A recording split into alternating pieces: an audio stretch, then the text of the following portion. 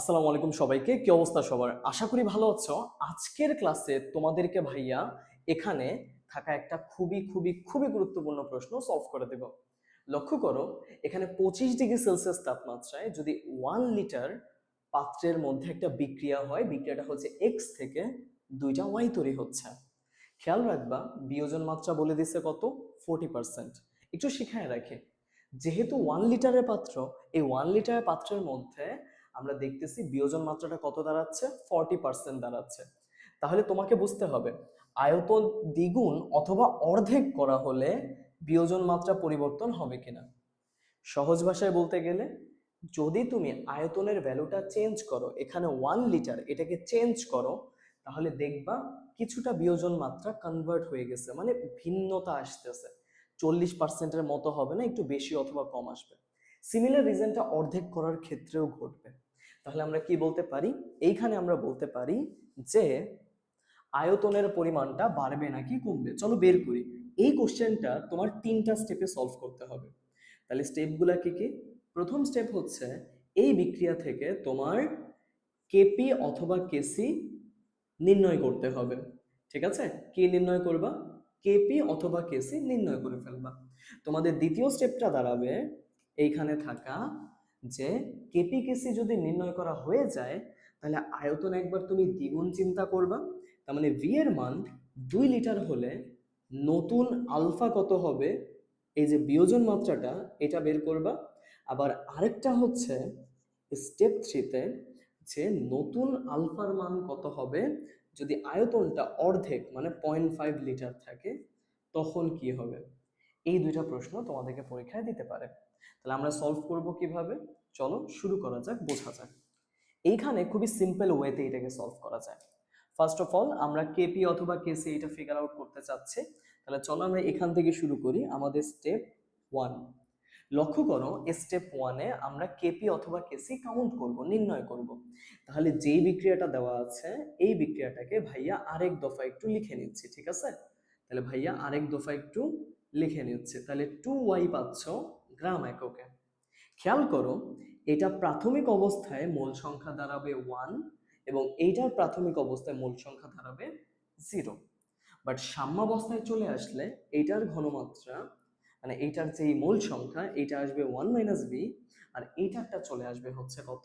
এইটারটা চলে আসবে হচ্ছে twice alpha.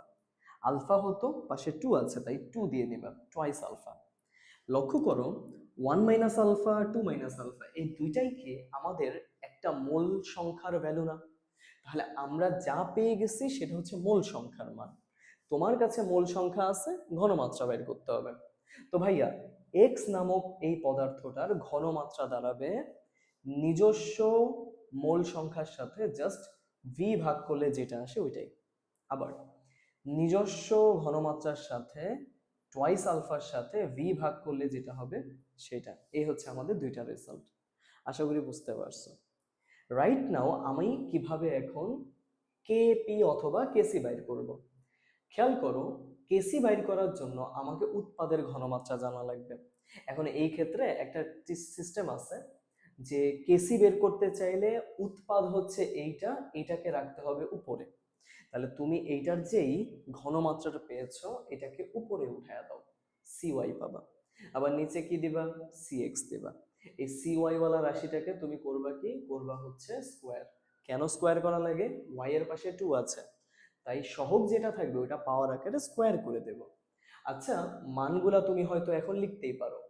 2 alpha by V divided by হচ্ছে 1 minus alpha divided by V, এমন একটা রেজাল্ট আসে। আর উপরে দেখা যাবে যে এটার স্কোয়ার হয়ে গেছে, তাই না? তাহলে আমরা এখন চাইলে 2 আলফা কে স্কোয়ার করতে পারি। তাহলে স্কোয়ার করলে যে মানটা আসে ডিরেক্টলি লিখি, চলো। ডিরেক্ট লিখলে আসবে 4 alpha square divided by V square, এবং এই পুরা জিনিসটার সাথে ভাগাকারে কি আছে? 1 minus alpha divided by V. এরকম একটা অবস্থা না? তুমি এখন মানগুলোকে একটু চেঞ্জ করে লেখো, চলো।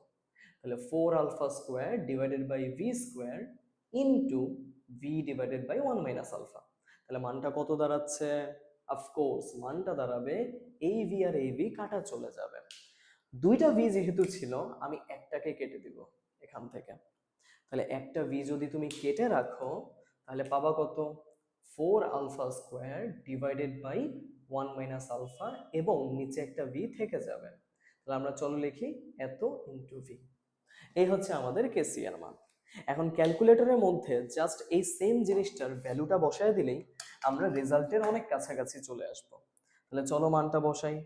4 ইন্টু আলফা এর মান কত? কোশ্চেনে কি কোনো মান দেওয়া ছিল? ইয়েস, দেওয়া ছিল। এইখানে এই যে দেখতেছো 40%, এটা হচ্ছে আমাদের আলফার মান। তাহলে মানটা লিখবা কত? 40 ডিভাইডেড বাই 100 which is 0.4। মানটা বসাবো এখানে। 4 ইন্টু 0.4 হোল স্কোয়ার ডিভাইড করব কত দিয়ে? 1 মাইনাস আলফা দিয়ে। আলফার মান হচ্ছে 0.4, রাখলা এখানে, গুণ করবা ভি দিয়ে। কোশ্চেনে কি কোনো ভি এর মান ছিল? অফকোর্স ছিল। উপরে দেখো ভি এর মানটা দেওয়া আছে 1 লিটার।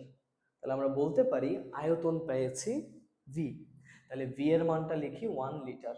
এখন যদি তুমি এটাকে কাটাকাটি করো, গুণাগুনি করো, একটা অ্যান্সার আসার কথা। তাহলে করি চলো। 4 ইন্টু, আমরা কি লিখবো?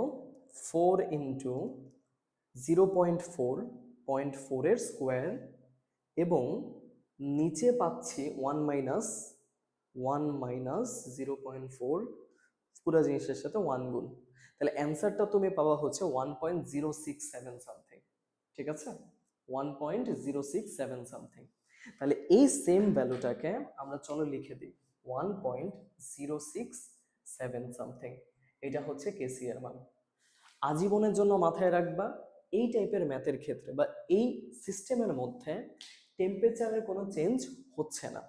টেম্পারেচার যদি সেম থাকে, এখানে যেটা দেখা যাচ্ছে 25 ডিগ্রি সেলসিয়াস, টেম্পারেচার যদি সেম থাকে, এই কেসি এর মান ওই সিস্টেমগুলোর মধ্যে আজীবন সেম থাকবে। ঠিক আছে, তাহলে আমরা এইভাবে করে কেসি এর মানটা বের করে ফেলছি। এখন এই সেম লজিকটা খাটায় তুমি আমাকে এইখান থেকে আয়তন দ্বিগুণ করলে কি হবে সেটা একটু বের করে দাও। তাহলে চলো আমরা কনসেপ্টটা একটু লিখি। তাহলে আমরা প্রথমে যে কোশ্চেনটা সলভ করতেছি এখানে, সেটা হচ্ছে আয়তন দ্বিগুণ করলে কত হবে, সেইটা দ্বিগুণ করা হলে। সহজভাবে বুঝাইলে আয়তন দ্বিগুণ করা মানে হচ্ছে এখানে ভি এর মান তোমার 2 লিটার বানায় ফেলতেছো, যেটা আগে 1 লিটার ছিল। পাইছো? যেটা আগে 1 লিটার ছিল ওটা 2 লিটার হয়ে যাবে। লিখলাম 2 লিটার। আর এখানে থাকা আমাদের কেসি এর মানটা মাত্র যেটা পেয়েছি 1.067, 1.067 এটা রেখে দিবা। আর গুণ করবা তুমি এখানে কিসের সাথে? ভি পেয়েছো, কেসি পেয়েছো। তাহলে এখনো তোমার দরকার হচ্ছে এখানে থাকা নতুন আলফাটা। কোনটা দরকার? নতুন আলফার ভ্যালুটা দরকার। আমরা এই নতুন আলফার ভ্যালুটা খুঁজে বের করব। দেখো বলছে না যে বিয়োজন মাত্রা পরিবর্তন হবে কিনা। এখন বিয়োজন মাত্রা মানেই তো হচ্ছে আলফার মান। তাহলে আমরা বের করব কিসের মান? আলফার মান বের করব। চলো করি। এইখানে আলফার মানটা খুঁজে বের করতে হবে। এখন তুমি যদি একটু খেয়াল করো, একটু আগে আমরা এই যে রাশিটা পেয়েছিলাম, এইখানে এই যে রাশিটা পেয়েছিলাম, এই রাশির মধ্যে কিন্তু আলফা ছিল, ভি ছিল, কেসিও ছিল। আমি কিন্তু খুবই অনায়াসে এইটার মধ্যে মান বসাই অ্যান্সারটা বের করে ফেলতে পারি, তাই না? চলো করি। আমি তাই এইটাকে হয়তোবা 1 নম্বর সমীকরণ লিখে এখানে আবার লিখবো 1 নং হতে। তো আমি এটাকে ইউজ করতে পারবো তখন। করি। KC equals to 4 alpha square divided by 1 minus alpha এর ভি। তাহলে গুণটা চালাবো। 4 ইন্টু আলফা স্কোয়ার, আমি আলফা স্কোয়ারের মান জানি না, আর নিচে যে অংশটা ছিল না, এই যে 1 মাইনাস আলফা ইন্টু ভি, তুমি যদি এখানে মান বসাও 1 মাইনাস আলফা, তাহলে এখানে কিন্তু সাথে 2 গুণ হয়ে যায়। কেসি এর মান মাত্র যেটা পেয়েছো ওইটাই থাকবে আজীবনের জন্য, সো কেসি এর মান ওইটাই। আমি কাজ করি আলফা বের করার মতো একটা নিয়মে নিয়ে এরপরে গুণগুলো করি, চলো তাহলে ভালো হয়।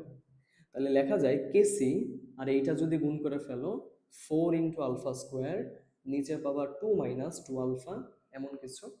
আর কেসির সাথে গুণ করলে 2টা কেসি মাইনাস 2টা কেসি আলফা ইকুয়ালস টু হচ্ছে 4 আলফা স্কোয়ার, এমন কিছু থাকে।